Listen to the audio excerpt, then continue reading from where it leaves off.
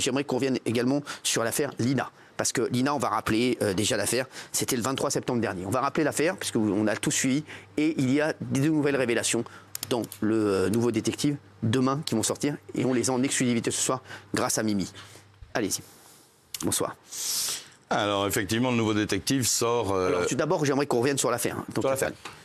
Lina est une jeune fille de 15 ans. Elle, le 23 septembre, elle quitte son domicile dans un petit village qui s'appelle La Plaine. Elle doit se rendre à pied à la gare, à Sainte-Blaise-la-Roche, pour prendre son train à midi 2, midi 3, rejoindre son petit copain Tao.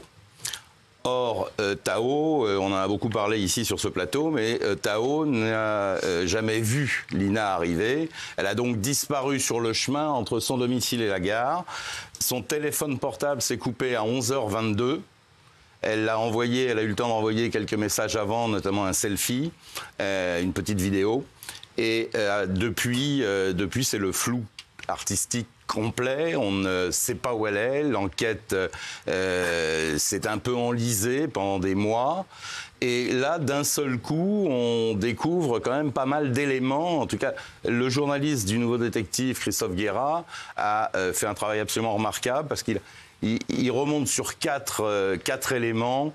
Le premier élément très important, c'est la mort d'un jeune homme qui s'appelait Benjamin. Ça, c'est incroyable. Alors, 22 ans. Alors, c'est qui? Benjamin, c'est le premier petit copain de Lina. Eh ouais, qui est mort quand? Qui est mort 8 jours après la disparition de Lina. Ça, c'est quand même... Ça, c'est une info incroyable, Gilles. On a d'autres infos. Vous allez voir, il y a 4 infos incroyables. Ça relance toute l'affaire. Bah, c'est fou. Et donc, lui, c'était le premier... Alors ça, c'est vraiment le premier homme de la vie de cette jeune fille. Je rappelle qu'elle avait 15 ans, donc elle était quand même très jeune. Lui avait 22 ans. C'est une histoire qui a duré 1 an environ. Et ils s'étaient séparés, a priori en bons termes, environ 10 mois avant sa disparition. Incroyable. Et le témoin qu'a retrouvé notre journaliste, qui est d'ailleurs le rédacteur en chef adjoint du journal, ce témoin, qui a accepté de témoigner pour le Nouveau Détective, a raconté plein de choses sur ce couple, sur Lina, sur Benjamin. Et en réalité, l'accident avait été signalé dans la presse. Là, je reviens sur ce petit copain, Benjamin. Benjamin, le 1er octobre, est flashé à 185 km/h sur une route départementale qui est limitée à 80. Bon, on n'est pas là pour faire la morale. Bref, il passe à 185 km/h, il est flashé par les gendarmes. Et quand les gendarmes se lancent à sa poursuite, ils retrouvent un petit peu plus loin, quelques kilomètres plus loin, la voiture littéralement encastrée dans un rail de sécurité, et le jeune homme est mort. C'est incroyable. Est-ce qu'il aurait pu mettre fin à ses jours? Alors, il y a plusieurs hypothèses. C'est ça, parce que c'est le jour où il y a eu une ouverture d'information.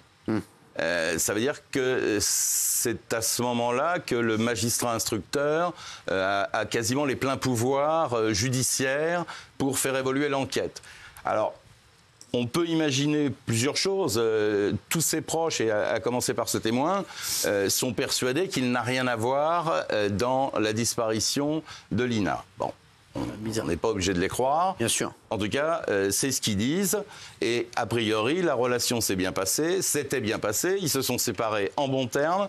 Cette jeune fille, ce jeune témoin, qui est une jeune femme de 22 ans, a lu d'ailleurs des messages que... C'est une amie à elle, hein, c'est ça? C'est sa cousine. Ah, c'est qui c'est? C'est la cousine de Benjamin. D'accord. Notre témoin, c'est la cousine de Benjamin. D'accord. Qui était la meilleure amie de Lina. Elle s'appelle comment? Elle s'appelle Sandra. Sandra, c'est ça. Voilà, d'accord. Donc Sandra, oui. Et donc elle a fait ces révélations qui sont quand même incroyables. Il y a quoi d'autre comme révélation? Alors, on s'est étonné que Lina fasse ce parcours pédestre de son domicile à la gare. Oui. Or, on sait qu'elle avait une petite moto, enfin plutôt une mobilette, hein, c'est une 50 cm3. D'accord. Et donc, elle naviguait entre son domicile et la gare avec cette mobilette. Sauf que cette mobilette a été volée au mois de juillet. Donc, 1 mois et demi avant sa disparition. Alors, si on est un peu tordu, on peut imaginer qu'il y a une préméditation. Ouais. qu'on lui a enlevé son moyen de transport pour la rendre plus vulnérable. C'est ça, ouais. Et à ce moment-là, elle était obligée d'y aller à pied et c'était plus facile de la kidnapper sur le chemin, alors que sur sa mobilette, c'était plus compliqué. Bien sûr, bien sûr. Après, on a parlé de menaces. Alors là, on s'éloigne un petit peu du cœur du sujet, mais il y a eu des menaces, c'est-à-dire que 24 heures avant la disparition de Lina, on a vu Tao, donc le petit copain de Lina, le nouveau petit copain de Lina, on l'a vu attendre pendant 3 heures devant la supérette où travaillait Lina. Et évidemment, des témoins l'ont rapporté aux gendarmes. Donc les gendarmes se sont intéressés à Tao, savoir ce qu'il faisait devant cette supérette pendant 3 heures. Et en réalité, d'après Sandra toujours, ce jour-là, c'est Lina qui avait demandé à Tao de venir un peu à la rescousse parce que une collègue de travail de Lina était en difficulté avec son petit copain qui voulait qui la harcelait. L'histoire. Ouais. Donc c'est une sorte d'escorte, de garde du corps. Et donc a priori, ce serait la raison pour laquelle il se serait trouvé devant le petit magasin, la supérette, pendant 3 heures, 24 heures avant sa disparition. Donc. Et puis. Alors, c'est ça. Et puis il y a une histoire, une vieille histoire. Ça remonte à 10 ans. Ouais. Et là encore, c'est Sandra qui nous le révèle. Cette jeune femme, Sandra, explique qu'il y a 10 ans, une de ses amies avait été agressée sexuellement, elle avait été violée en d'autres termes, sur ce chemin, sur cette fameuse route départementale qui mène donc de la Plaine à Saint-Blaise.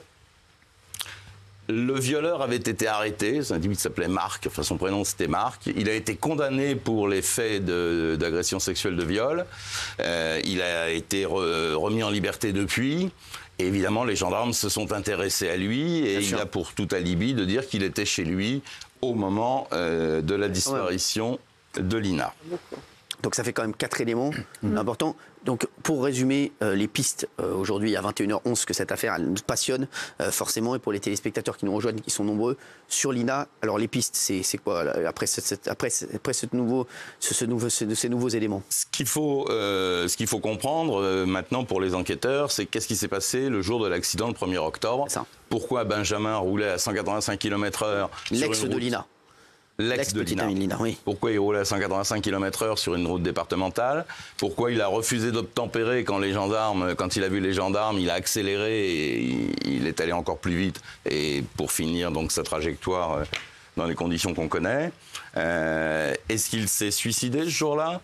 C'est une semaine après la disparition de Lina. C'est 8 jours avant, 8 jours après, pardon. Ça, on se dit, oui, peut-être, voilà. Ça peut être une incroyable coïncidence, mais bon. Moi, j'aime pas les coïncidences. Ouais, moi non plus. Et Tao, il dit quoi? Parce que le petit ami de Lina, il est de moins en moins soupçonné.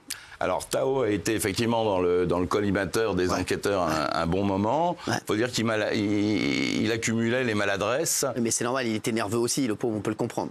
Tout à fait. Il perd sa petite amie, lui aussi, il est stressé. C'est vrai qu'il y a eu l'histoire du téléphone qu'il avait perdu, etc. Ah oui, c'était quand même un petit peu bizarre, un peu particulier. Ouais. Et donc, il a fait l'objet quand même de vérifications très serrées. Il ressort que, a priori, il n'est pour rien dans la disparition de Lina. Je crois qu'on a établi formellement par la vidéosurveillance et la téléphonie qu'il était à Strasbourg et donc qu'il ne pouvait pas être à 2 endroits différents. Et puis, a priori, il n'y a pas de mobile parce que quand il y a un crime, on cherche le mobile. Tao, c'est une histoire qui commençait, c'est une histoire qui a commencé au mois d'août. Il était le cadeau d'anniversaire, Tao. En fait, ils se connaissaient depuis 4 ans par les réseaux sociaux. D'accord. Et ils ne s'étaient jamais vus physiquement. C'est fou. Et pour l'anniversaire de Lina, sa maman donc avait organisé une surprise. Elle avait fait venir Tao. Non, fort. Et pour l'anniversaire, donc le cadeau d'anniversaire, c'était Tao.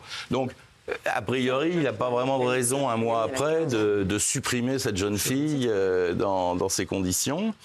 Donc oui, Benjamin devient quelqu'un d'intéressant pour l'enquête. Parce que Benjamin, donc, qui a fait un accident 8 jours après la disparition de Lina, elle révèle aussi, Sandra, que c'était le premier garçon que Lina présentait à sa mère. C'était sa première relation sérieuse, donc c'est quelqu'un qui a énormément compté pour elle. Ah bah oui, c'est son premier amour, qui a quand même duré 1 an, donc c'est pas rien, à 15 ans, hein, je rappelle. C'est vrai qu'elle dit qu'elle s'était quittée en bon terme, parce qu'elle lui avait montré aussi des messages de son... Tout à fait. Mais que apparemment tout allait bien. Est-ce qu'il y a eu des... c'est ce qu'on se pose la question, est-ce qu'il y a eu des tensions entre Benjamin et Tao, le nouvel ami de Lina, ou pas du tout? A priori non, d'après notre témoin, a priori non. Ils se sont quittés en bons termes. Et je vous rappelle quand même que c'était 10 mois avant la disparition. Donc on est en plus dans des tranches d'âge, 22 ans, 15 ans. Bon, ça virevolte un peu. Donc, et puis c'est une relation qui a duré qu'1 an, mais en même temps, à leur âge, 1 an, c'est long. Bah, c'est long. Et pour répondre à votre question, il n'y avait a priori pas de tension entre Tao et Benjamin. Enfin, je voudrais revenir sur la dernière piste à 21h15, si vous nous rejoignez. C'est ce prédateur sexuel dans le hameau de Champnay. Justement, il y a eu des vérifications. De fait, apparemment, il n'a pas d'alibi solide. Bah, son seul alibi, c'est de dire qu'il était chez lui.